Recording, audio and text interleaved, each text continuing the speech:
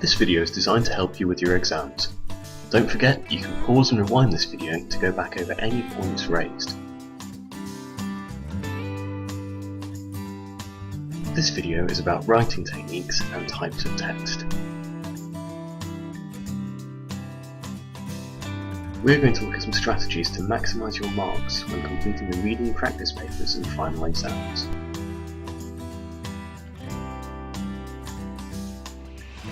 Who, what, where, and why. Think about these 4 words as you read through the written text in the exams. They'll help you to answer any questions that you are asked.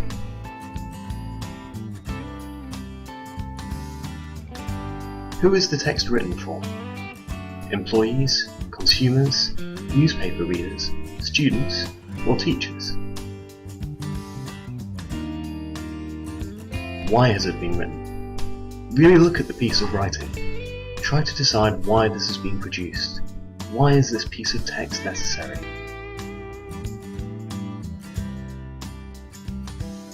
What is it about? Read through the text carefully. Decide what it's trying to achieve. What is the writer's goal? Where is it found? Where would you see this type of text? For example, email, newspapers, on TV, instruction manuals, adverts? What does this tell you about the text? Asking ourselves who, what, when and where helps us to choose key words and work out the main purpose of the text that an examiner will be looking for in your answers. Let's look at some examples of different texts together. First, persuasive. The new 3rd generation Fabia is here. It's more expressive and dynamic, stylish and economical, and designed with passion. The result is a fresh, modern, small car that is sure to steal attention.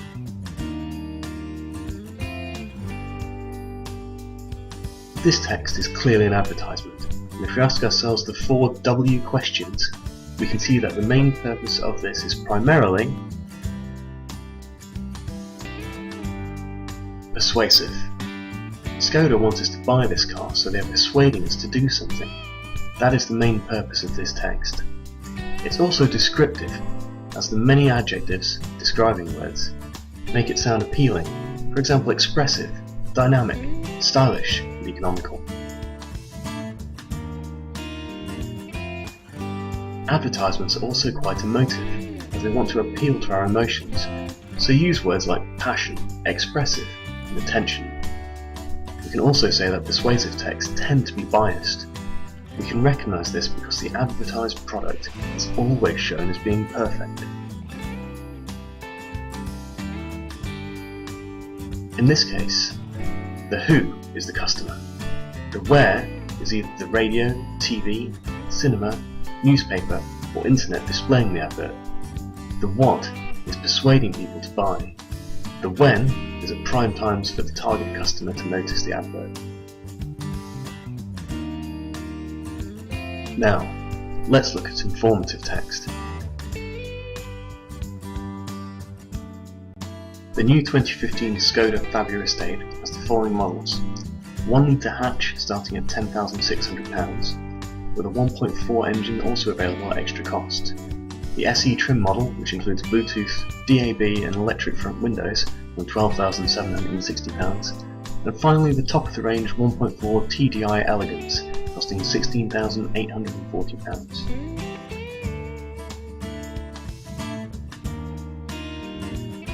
The where here is that you would expect to find this text in a car brochure, either as a hard copy or as a web page, which you've been drawn to look at by the advertisement you've already seen.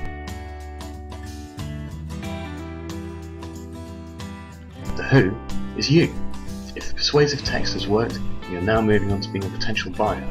The what is that you'll be impressed by facts and costs, and the when is as soon as the advertisements are launched.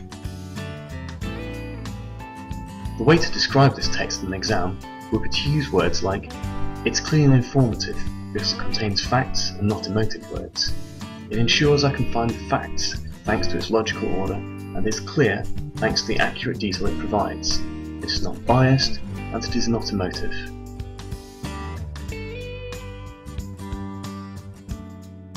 Now, let's move on to instructive text. Changing the oil filter in a Skoda Fabia. 1. Remove engine cover. 2. Using a 24mm wrench, loosen the oil filter housing. 3. Have a drip tray handy as old oil will be released. Now remove the filter. 4. Clean the area and fit replacement filter, including sealing rings.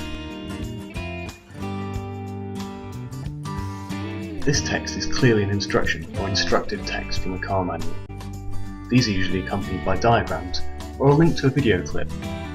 Other sources of instructive text are standard operating procedures, parts of the highway code, fire drill instructions, recipes. The list is endless.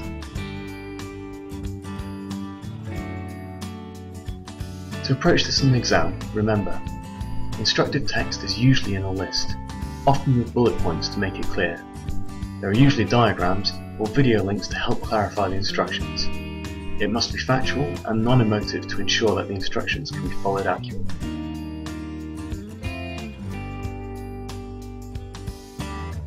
Let's now think about descriptive text. Here is a review of the new Skoda Fabia from the Honest John website. This is aimed at potential customers who are looking for independent opinions about the car before buying one. This type of review is found in websites, magazines, on Top Gear, and so on.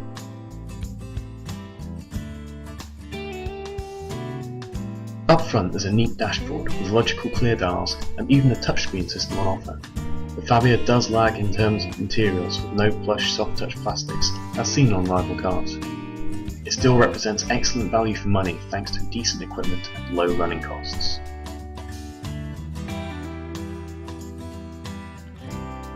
You would say that this text is descriptive due to the large amount of adjectives, describing words, that help to paint a picture of the car. For example, logical, clear dials, where logical and clear are the adjectives describing the dashboard dial layout.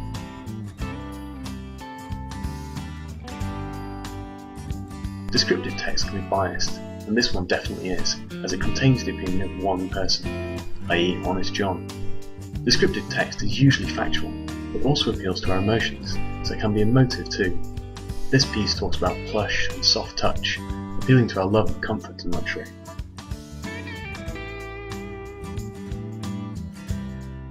Another type of text is argumentative text.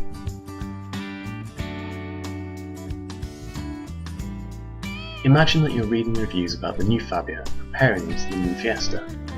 The following is a statement at the end of the Top Gear review of the two. The Fabia is a solid, stable super mini, but plays a little too cool for us. The Fiesta is far more exciting. Now, Autocars reviews. The Fabia has good packaging, with a grown-up feel and supple ride. However, there is a lot of engine noise, body roll, and the seat support is poor. The Fiesta has excellent ride, handling and interior ergonomics, with very smooth engines. The economy though is average, they're not spacious, and they aren't cheap.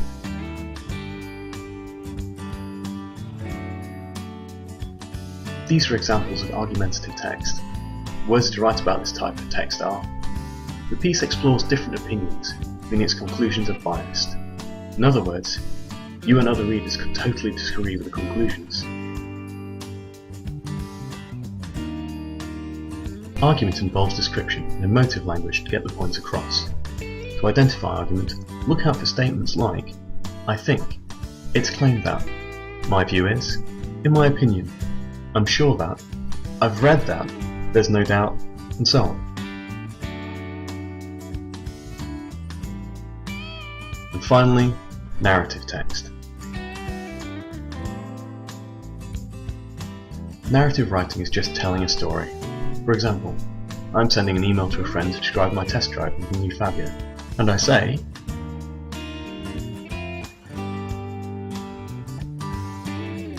Hi there Mike, I want to let you know how I got along with my test drive yesterday. When I got to the garage, a red 1.4 SE was waiting for me as requested. I was given a full introduction to the controls, and then was able to do a comprehensive drive through Leeds and out onto the M1. In all, I drove 15 miles and was able to test the car in urban and motorway conditions, so it gave me a great opportunity to see what my own route would be like.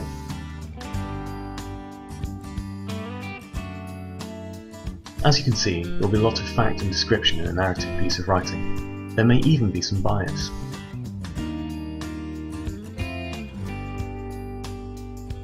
Key words for you to remember when you write about a piece of text are persuasive, informative, instructive, descriptive, argumentative, and narrative.